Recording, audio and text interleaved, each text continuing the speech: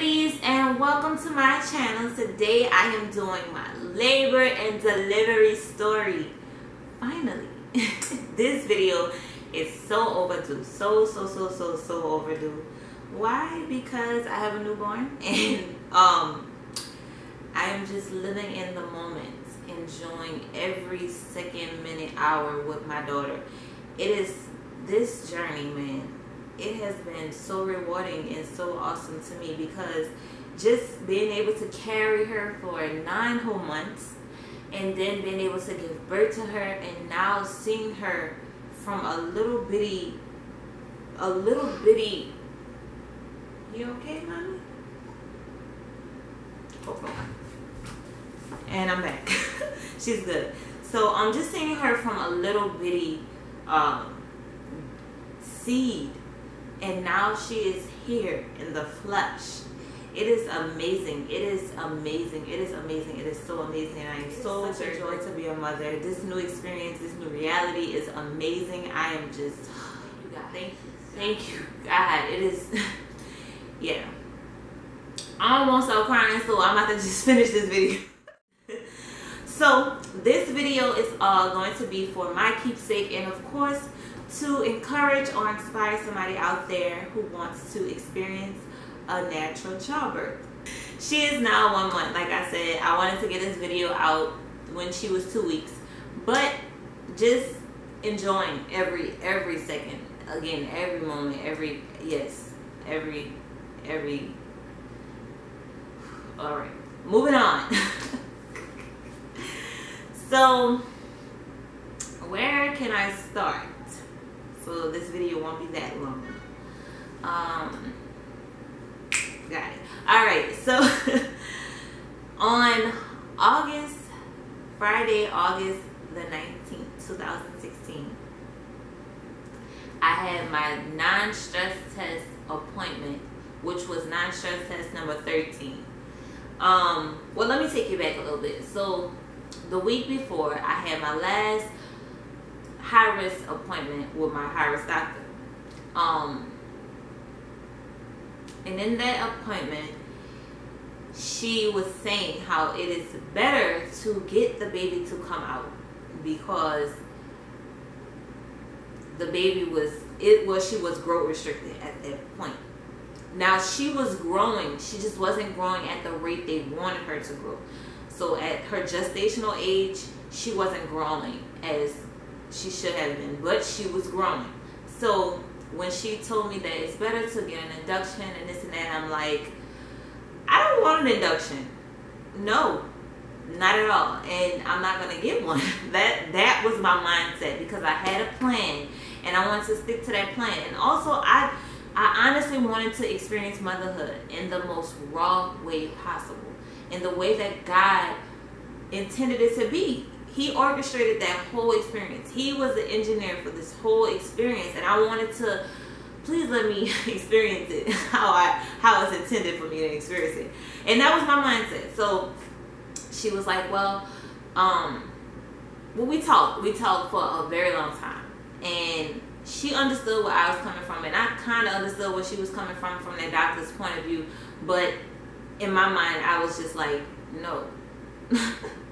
So she was like, okay, well, you have to talk to your doctor and let her know how you feel, and she's of course going to give you some documents that you have to sign off on, because you're declining the induction. So then the week of my induction, the week of that Tuesday, August 16th, I had my non-stress test, which was number 12. And in that appointment, well, during the non-stress test, they look for fluid around the baby, they look for movements, they look for what is it?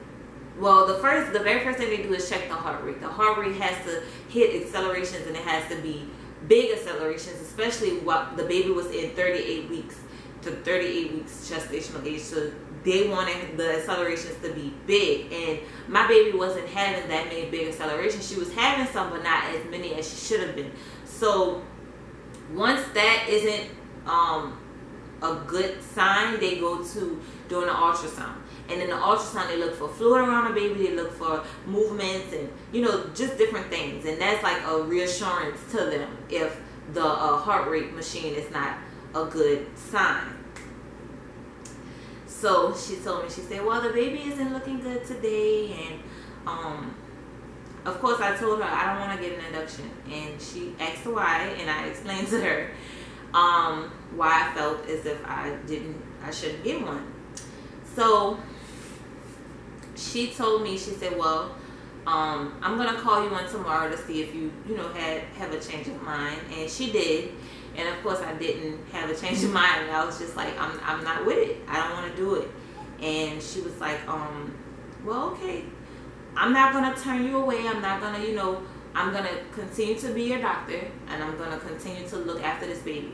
So come in on Friday, and you're gonna have another non-stress test. We're gonna continue to monitor her. So yeah. So Friday came, and I went into that appointment not expecting what I was going in. I was not expecting what happened while I was there. So went into the appointment, got on a non-stress test, and the nurse came in and was like, well, your doctor's still out. She's in the surgery. So we're going to have another doctor probably come in and look at you, or we can let you leave, and we'll, schedule you to come back in once the doctor is done with the surgery. So I was like, okay, well, just get another doctor to come in. Not really even thinking that this was let me finish the story. So she comes in, the doctor comes in, and she's like, I'm going to tell you like this. I want you to know that I am a natural advocate for women, for pregnant women and babies. I will let the mother go until 42 weeks. I will not give the mother, I would suggest no epidural. I would, just suggest natural remedies to get the baby to come down, and this and this and that. So I just want you to know that this situation is different, and you need to get this baby out. I would not hold this baby through the weekend. You need to get her out now. So I was like, whoa. I was not expecting that, because I had asked my doctor, was it an emergency? And she told me no. So I'm like, okay, hearing this, it's like, all right, Dominique, you wanted your third opinion. You prayed for it. I'm giving it to you. Here it is. It's in your face. Slapping you in your face right in front of you. So now you need to make a decision. So at that point, I felt like, I was nervous, and I really still wanted to hold off, but I was like, you know what, it's time. It's really serious at this point. So she said, and I never even looked over your charts. I never even knew you were going to a high risk doctor. I just looked at this chart today, and what I see is not good. Don't hold on. So I was like, okay. She was like, so go home, pack your clothes, pack the baby bag, and come back to the hospital, because the clinic was right next to the hospital. So she's like, come back to the hospital. She was like, you are coming back, right? And I was like, yeah, I'm gonna come back. I'm coming back. I'm coming back.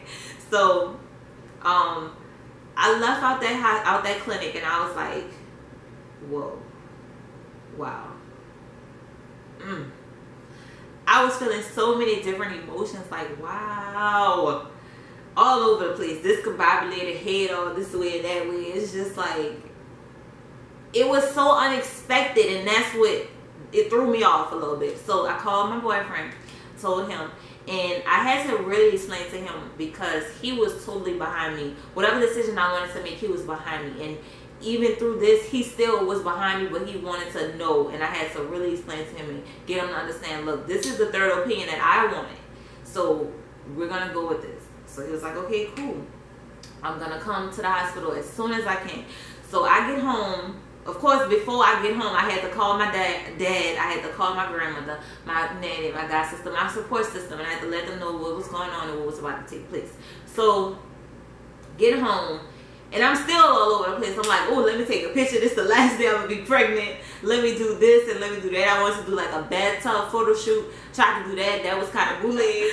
So yeah, I got everything packed and situated, and I called his stepmom and I told her, I need you to come get me, because yeah, I just need to process it, and driving and doing all this, I can't. And even though we talked on our way to the hospital, I was just still in I don't know where I was. I was thinking to myself, I was praying, I was like, man, this is really about to happen. I'm about to be a mom. Wow. Wow. Wow.